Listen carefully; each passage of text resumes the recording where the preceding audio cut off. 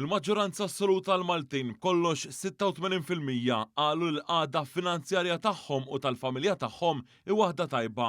Da ħareġ mill-Eurobarometru għar-rebbija li sar bejn Marzu u April li għadda u li fih ħadu sehem aktar minn 26,000 persuna. Minn dan l-istudja l-Kummissjoni Ewropea joħroġ ukoll li 72% tal-poplu Malti jemmen li s-sitwazzjoni finanzjarja tal-pajjiż hi wkoll pożittiva. Dan hekk kif is-sitwazzjoni f'Malta hi ferm aqwa minn dak li rrappurtaw popli oħrajn Ewropej. Bil-medja l-pajjiż tal-Unjoni Ewropea ibiss ta' 38%. Dan l-istudju tal-Kummissjoni Ewropea juri biċ-ċar kemm is-sitwazzjoni finanzjarja lokali għadha ferm aħjar minn dik tal-bqija ta' 26 pajjiż ieħor Ewropew.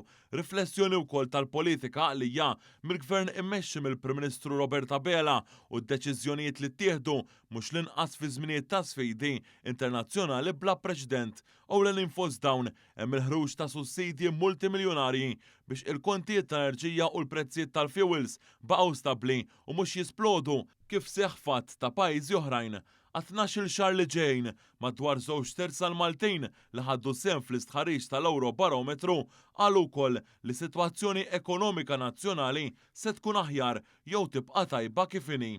L-istħarriġ jindika wkoll li l-Gvern Malti għandu fost l-ogħla rati ta' fiduċja mill-gvernijiet kollha fl-Ewropa bi kważi 50%. Dawn ir-riżultati jikkonfermaw li hawn sens qawwi ta' fiduċja fost il-familji f'pajjiżna.